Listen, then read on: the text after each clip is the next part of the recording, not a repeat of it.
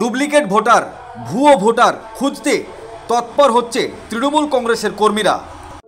কারণ হচ্ছে মুখ্যমন্ত্রী মমতা বন্দ্যোপাধ্যায়ের নির্দেশ, যত ভুয়ো ভোটার আছে সেগুলোকে সব খুঁজে বের করতে হবে।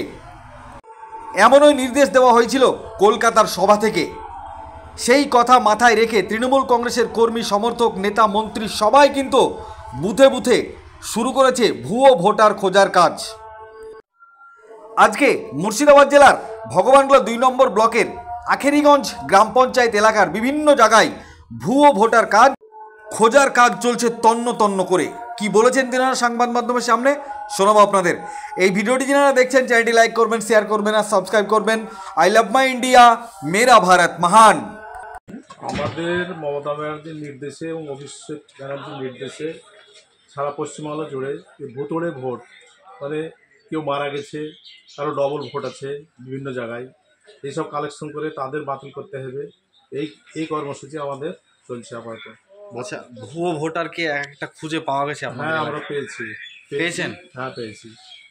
যেমন জাজিরিয়াতে কিছু হিন্দু ভোটার আছে, এখানে তারা 2 জায়গাতে বসবাস করে। এখানে তাদের নাম আছে, তাদের দেখা গেল জিয়াগঞ্জ নাম আছে। 2 জায়গায় একদম কনফার্ম? আচ্ছা, 2 জায়গার ভোটার লিস্টেই নাম আছে। হ্যাঁ, এপিক নাম্বার একটাই? এপিক নাম্বার একটাই। আচ্ছা, বলুন। আর আমরা পাড়াতে ঘুরে দেখলাম তারা 18 বছর বয়স হয়েছে, তারা বারবার অ্যাপ্লিকেশন করে ভোটটা হয়নি, সেগুলো আমরা লিখে নিয়েছি যাতে ভোটগুলো তাড়াতাড়ি হয়। আচ্ছা, এবং তাদেরকে আমরা আস্থা দিয়েছি। তাদের বিভিন্ন দাবিদাবাকে কেন্দ্র করে আমার বললে মমতা ব্যানার্জি তো আমাদের 76-77টা উন্নয়ন করেছে। তো আশা করছি তোমাদের যদি কিছু মানে দাবি দাওয়া থাকে সেটা আমরা তুলে ধরবো এবং তাদের আশা পূর্ণ করার চেষ্টা করব, এই আমরা প্রতিশ্রুতি দিয়ে এসেছি আর কি। আচ্ছা, যে ভুয়ো ভোটার যেটা আপনারা পাতিবোনায় পেয়েছেন, দেখেছেন বলছেন, তো সেটার হিসাবে কি ব্যবস্থা নেবেন আপনারা?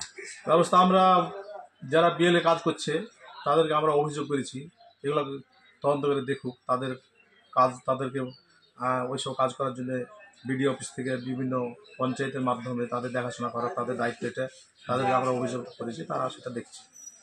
আচ্ছা, ভুয়ো ভোটার বলতে যেটা চরে আছে নাম এবং একই নাম জিয়াগঞ্জে বা জিয়াগঞ্জের কোনো এলাকায় আছে, একটাই ব্যক্তি?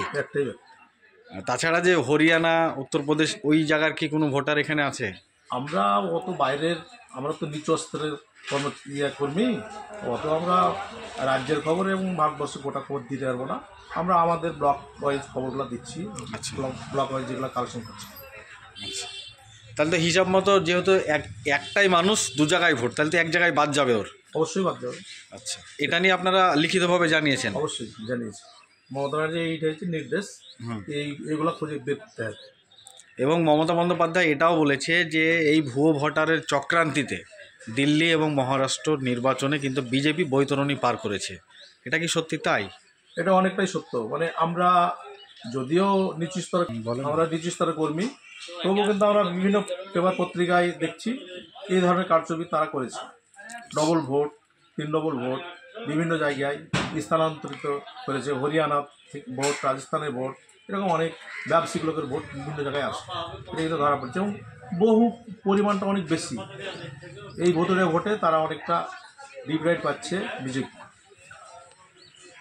আচ্ছা, এই যে ভুয়ো মানে একটাই মানুষ 2 জায়গায় নাম, এটা আপনাদের অফিসকে তো জানিয়েছেন? আপনাদের যিনি ঊর্ধ্বতম কর্তৃপক্ষ, ব্লকের সভাপতি বা এমএলএ এমপি, তাদেরকে জানানো হয়েছে? অবশ্যই জানিয়েছি।